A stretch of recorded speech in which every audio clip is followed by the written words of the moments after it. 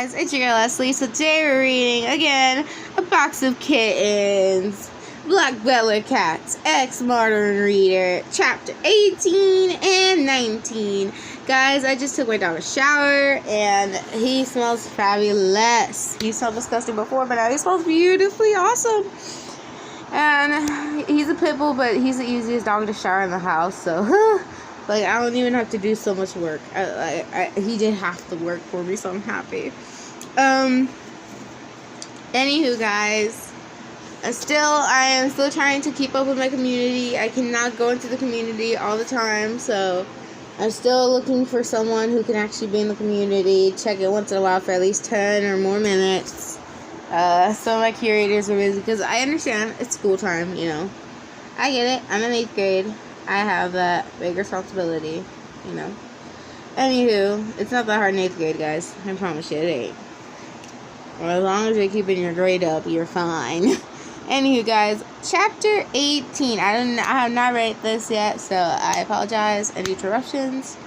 Anyways, guys, let's continue. Chapter 18. What? Die? What the? Rose muttered in shock and astonishment as she stood in a sea of equally shocked students, looking at the things going in front of them. Police tape surrounded the school, and a few policemen standing around, making sure no one crosses the tape. From what they could see from the outside, it was a chaos inside. Every single window was smashed, and the doors were ripped off their hinges, covering the ground outside in splinters of wood, glass, and plastic alike. In a few places, the roof caved in completely, most likely crushing everything in the building. The headmaster was seen standing with what appeared to be the chief policeman, who was writing down everything the headmaster was saying in her notebook. Rose!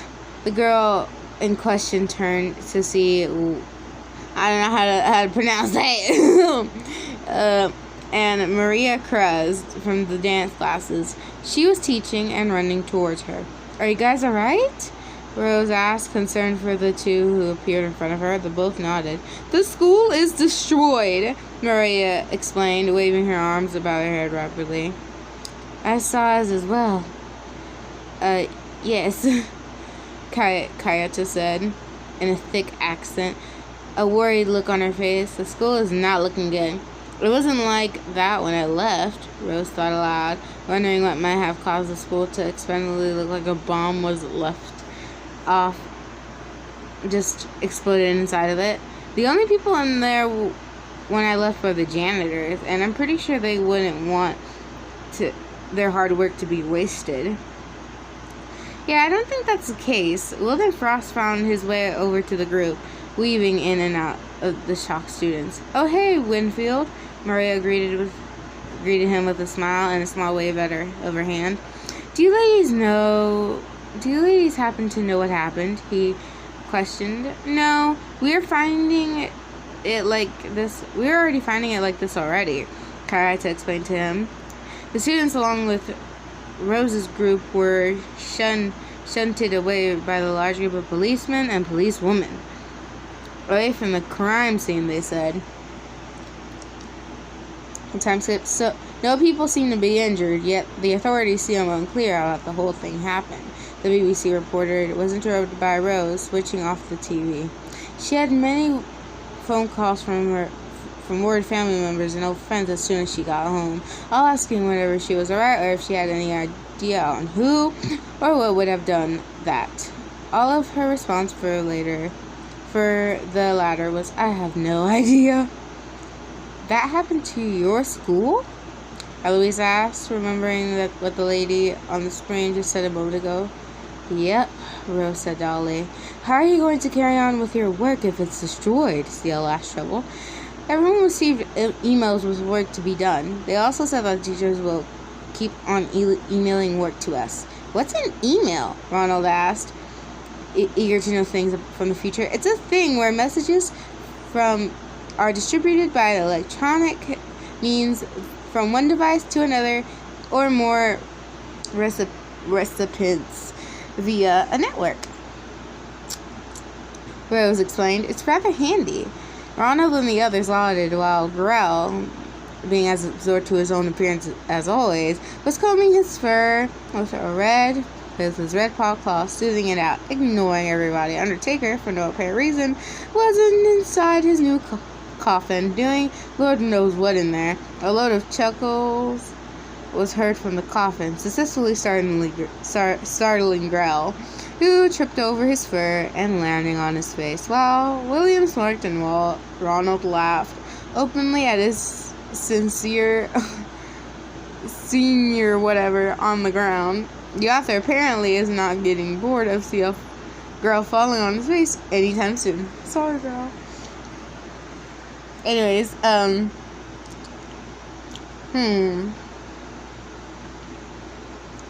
don't know what this is.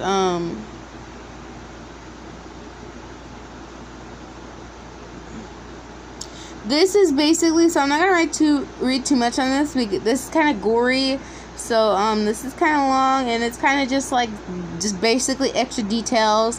But it's basically a woman that got killed and stabbed by Angela, the evil angel lady.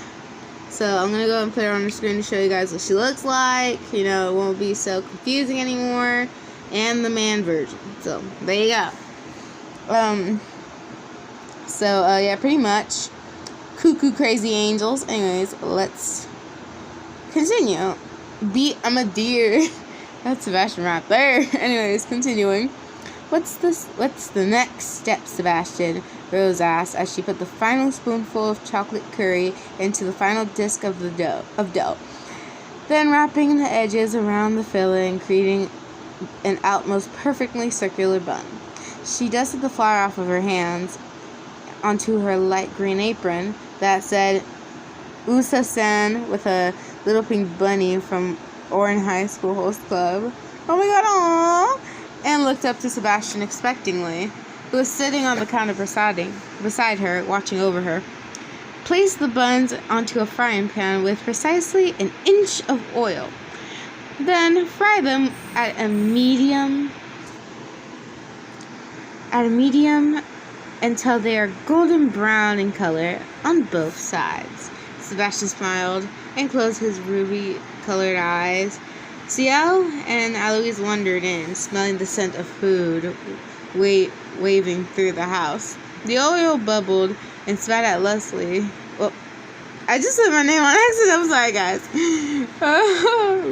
I'm like, that happened to me once, actually. Oil actually, kind of popped onto me, and it hurts. Oh my god, I hate it. I hate cooking stuff with oil because it freaking pops. Anyways, continuing. Spat at Rose within the pan, the exotic aroma of the curry ever present.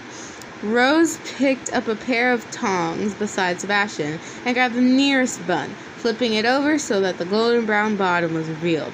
The oil hissed and spat once again as the other side of the bun came in contact with it. Ooh! Anyways, continuing. After the buns finished frying, Rose used the tongs once again to lift up each bun individually and position them into a large glass bowl to cool off to the side. "What are you making, Rose?" asked Ciel, looking up at her with his mismatched eyes, his bow glittering in the light flooding from the window. "Curry buns, Sebastian's specialty."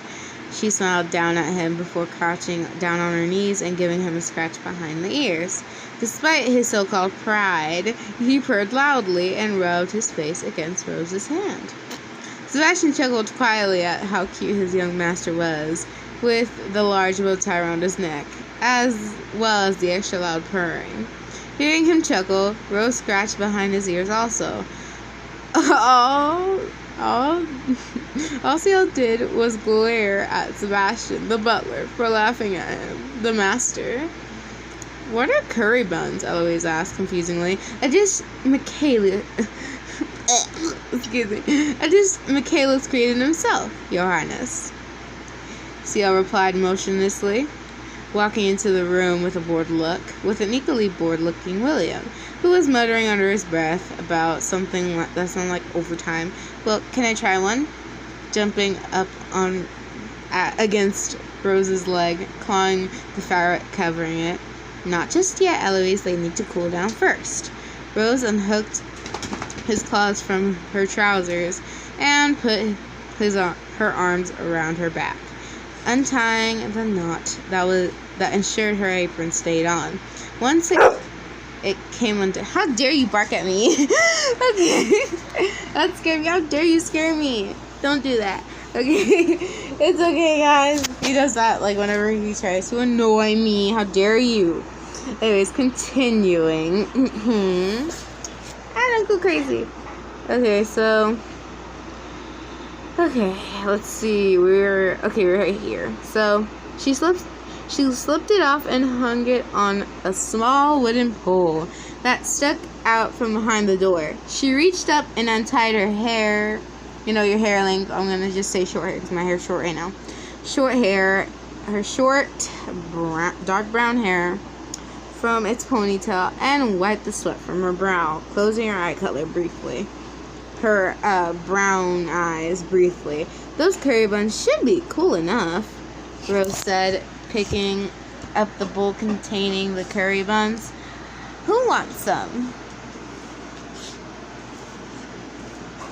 Okay, so we're gonna go ahead and skip this because I don't think this is worth it. This is just from back then. I do not read that because I feel like I don't really need to read it.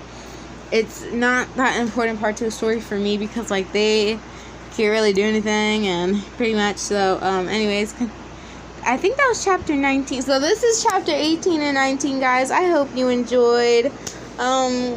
Sorry for the little interruption because my dog you want to say sorry did that, so I apologize, guys. Anywho, let me know if you want any more stories. I will go ahead and make a quick video on the Jeff the Killer love story I was supposed to read, but if you guys want me to continue that, let me know in the comments because that story is quite old and quite crappy to me. I'm not really interested in it as much as before.